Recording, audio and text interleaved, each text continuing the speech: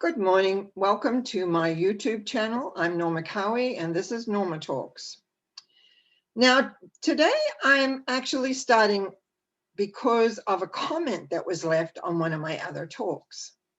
I don't have the exact comment, but basically it was, oh, you're a psychic and you're married. Do you ever read your husband's thoughts? My first instinct was like, what?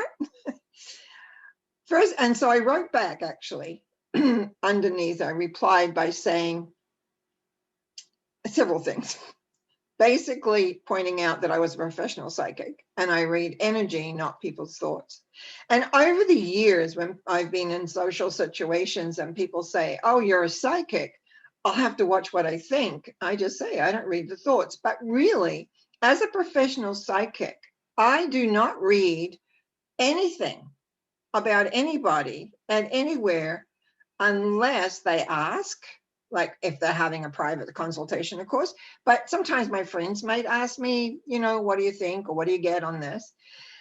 Or if I hear in a conversation about something, I will check inside and then I would maybe introduce it in a conversational piece. But I would not ever go into someone's thinking process. I think that's totally rude. Number one, it is not my business. Number two, and number three, I, as a psychic, worked, and I wanted to talk a little bit about how I began. And I really, before I do that, and sorry to ramble, we are all born psychic.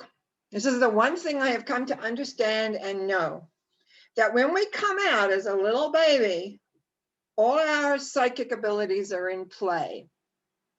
We have clairvoyance, which is the ability to see non-physical things. We're clairaudient, which means we can hear non-physical voices or music or whatever.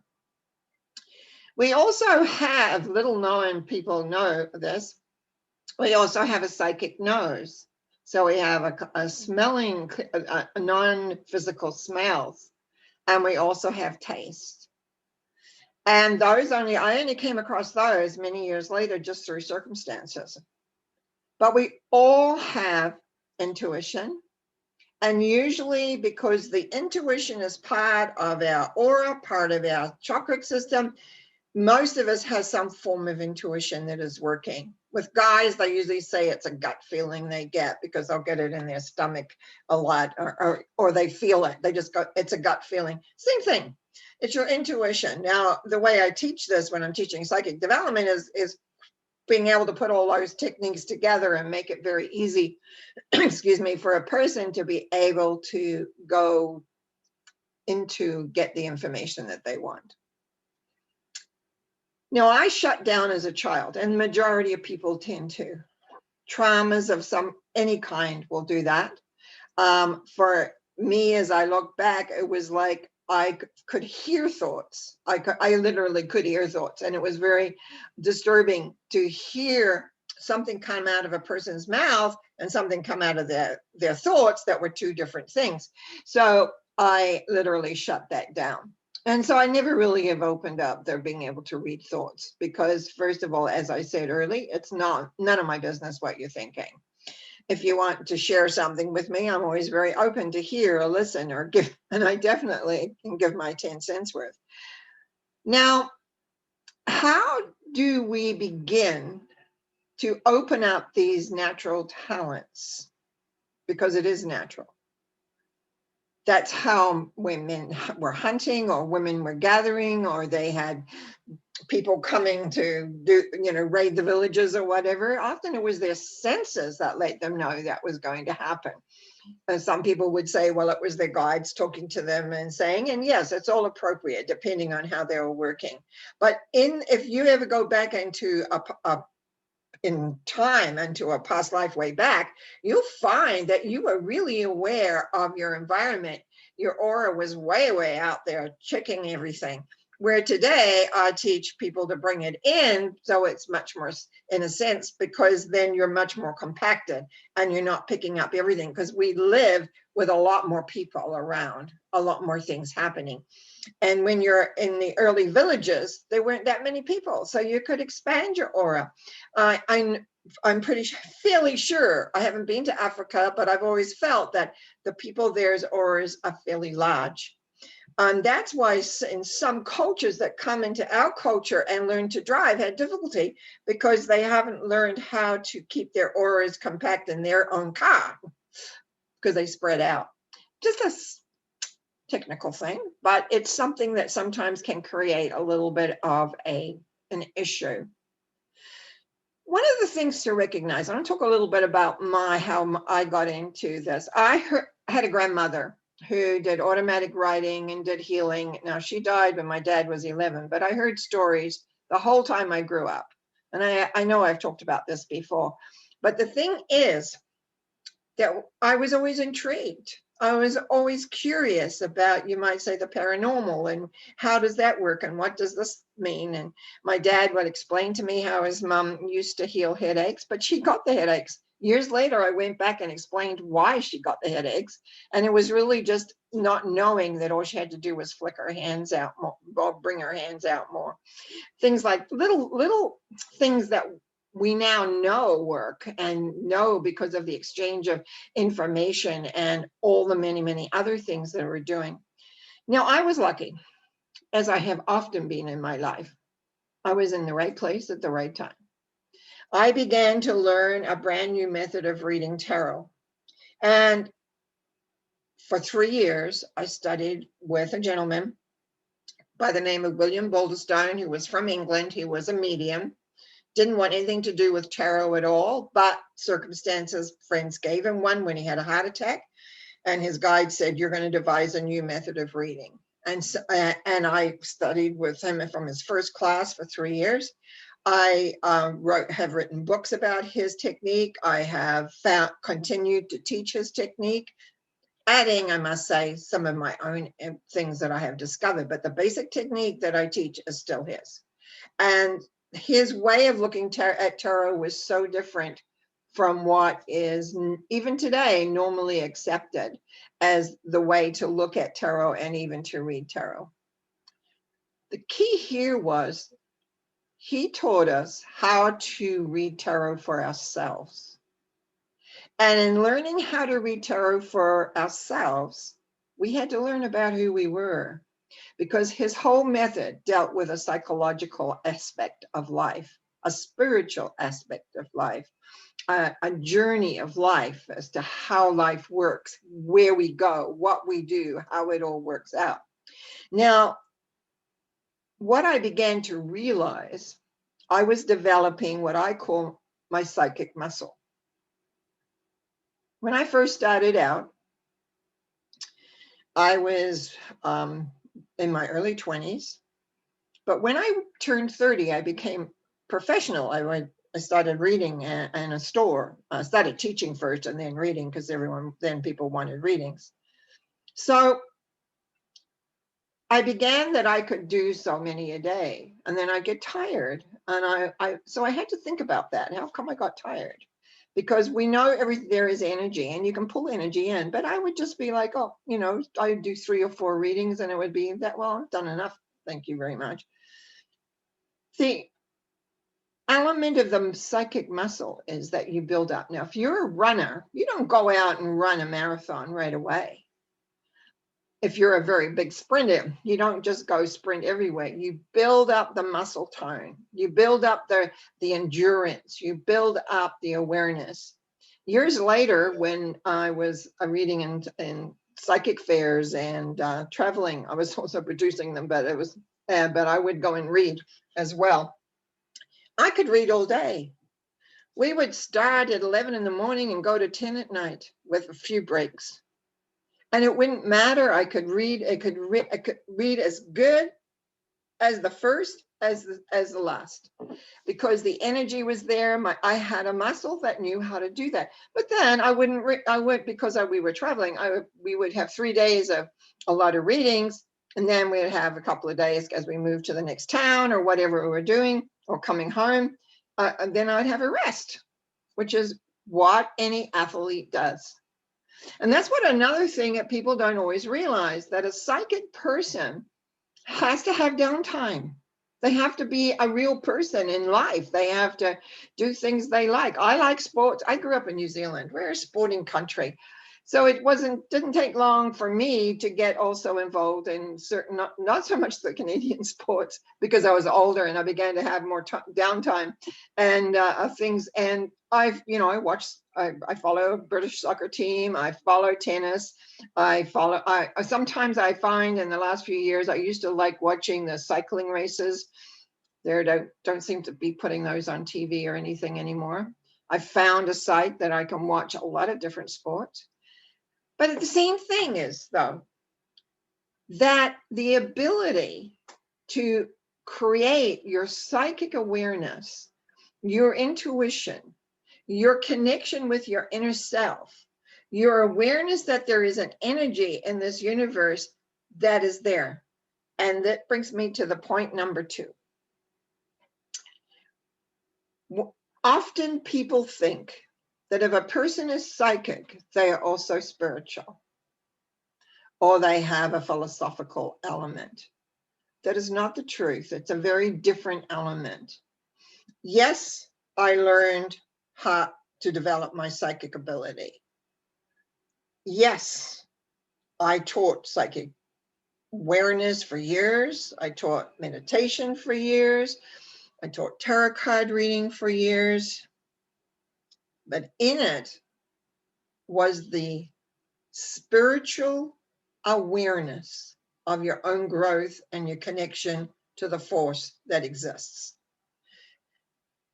Now, that came 2 ways. One way was because as a child, having a little bit of Christian teaching, I wanted to know about God.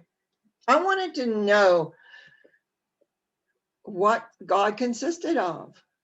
And that was always my major concern. You might say, my major inquiry. Where does God fit in this? How does God work? What does God do? Even as a kid, very young, I was curious. I wanted to know. And of course, no one really gave me any answers at all. And slowly, as I began to study the tarot and I began to see the philosophical, spiritual background in all of the teachings, and as I began to go into other things and look at other things and delve into other things, I became more and more aware of what exactly were the philosophical elements. So I melded the 2 together because it's all there. And anything that you do, if you look deeper, if you look beyond the surface, the answer of how this energy that exists is there. Now, another complication that we have in our right now society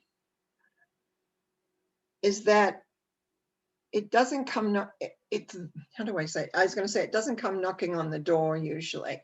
This energy, this love, this force that's there that aids your psychic ability, but is not necessarily only ability you have, is that it's sometimes through an accident or through other things, people all of a sudden, what you might say, awaken, and they can talk to and be with the guides, or the guides can come through and talk to them. But for most of us, it's a matter of knowing that we need to reach out and bring that energy inside. We need to find it. It's there all around us, through us. And this is what amazed me. And I began to realize how the molecules and the cells of everything. I have a wooden table that my computer's set on, that I've got my hands on. But if you were to look at a molecule, it has a lot of space in it. If you were to look at a cell in your body, it has space in it. And apparently, and if somebody knows different, please let me know, that all these molecules and all the cells have 99%, I think it's 99.9 actually, but 99% of vacant energy. What is this vacant energy that's in everything? We look solid, but are we? If we look at the cells, why? If we were really solid, we wouldn't be able to do the energy healing work that we can do. We wouldn't be able to put our hands on somebody and they feel the warmth.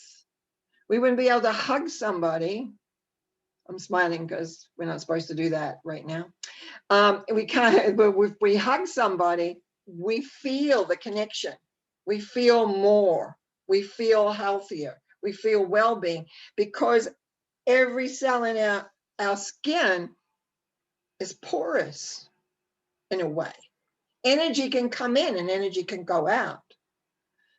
If we have our auras way too big, all our energy, we're going to be picking up everything. And in fact, I was talking to somebody, a family member, and they were telling me of an instance. And I said, they need to realize their aura is too big. They're picking everything up. They've got to bring their aura in. And unfortunately, I can teach a lot of other people, but sometimes family members don't want to listen to what you actually have to say. But that's the nature of the beast, so to speak. But remember, doesn't matter. I've got a lamp sitting on and it's got wood and it's got a fabric type cover on it, like lampshade, porous. Every cell that makes up that has the same amount of space. And that's the space you want to fill up with this energy, because it is there. I mean, the energy is there, but you need to be able to acknowledge it and recognize it and work with it. Now, I'm going to change my topic a little bit, because one of the things that I have done over the last, I don't know how many years, quite a lot of years, was I channel other people's guides for them, usually sitting in a group, but I can do it also privately. And I have come to understand a lot more based on the information that the guides have given to the people that they work with. I've come to learn a great deal. I've also come to learn that not every guide knows very much, but they care, and that's the main thing. But I have had some really evolved guides that have come through to impart pieces of information to the person that's sitting in the group. And I've been able to take that piece of information and utilize it, because what I do, I'm not a trance medium. I just learned how to sit back and let somebody else come in, use my throat and voice and my little speech impediment that I have. And they work around it. And sometimes I have great discussions in the background, because sometimes they start saying things and I don't believe it or don't know it. And so I'll sit back and go, I have to think about that. Or sometimes I question them on it. But mainly it's been a tremendous journey, because I know that for many years, as I said, I was taught in my sleep. I would wake up in the night and I was always in front. There was a big, tall teacher in front of me. I know that I have been a contemplative person, trying to figure out, how did this work with that? How did this come to there? What was that mean? How does that fit? So I did a lot of contemplating and began to put a theory, you might say, of what God is, how God works. And sometimes when I listen to people speak, I kind of shudder, because I realize it's like having what we call the wrong end of the stick. I find that through a lot of my consultations, I'm able to have some awareness that what people can do to create how they want to be, how they want their lives to be. But I also have discovered that the majority of people aren't willing or ready to make changes that they need to make in order to have those changes happen. And that's okay. That's why we have free will. That's why we have freedom. That's why we can have different ideas and different concepts and different things. But at the same point, I also have people that ascend to me because they know how I read. It helps people. Because I had to make a choice many, many, many years ago. What was the reason I was doing this? What was the purpose? And my goal was to be able to help people know what they needed to do, or how to do it even, to get where they wanted to be. Now, have I always been super successful in everything? No. Have I been able to handle all my relationships perfectly? No. But believe me, what I know has helped me deal with all those things, because I'm a regular person. Anybody who knows me knows that. But I also have this mantle of being able to sit down and read people, read the energy, not their thoughts, but their energy. But because I use the tarot mostly for that, what it'll tell me is how that person thinks, how that person feels, which is the energy that goes behind the thoughts, how that person responds to their life, what their spiritual journey is about, and how they're manifesting in the world. Sometimes we have all this stuff inside of us, but it does not manifest externally. We don't know how to put it out. We don't know how to get it there. And so that is the decision I decided to make many years ago, was to be able to aid people, not really helping, but aid them, give them some ways they can look at, and which why my clientele often will find out and say, I got this choice to make. Which way do I go? What do I do? And it's their decision. I had to learn I wasn't responsible for the choices they made, because often what I found was I would say things to them and they would be back with the same situation that they were before, because they would not assume the responsibility to do what they needed to do. And that's their choice. We all have choice. We all decide how we want to be and what we want to do and where we want to go. So just kind of wrap this up, as usual, kind of sometimes go a little off topic, but you're whoever's listening to this, if you don't know already, know that you are psychic, even if it's only your intuition that's working, and don't know that you see or hear or smell or taste, but you have that ability within you. You were born with it.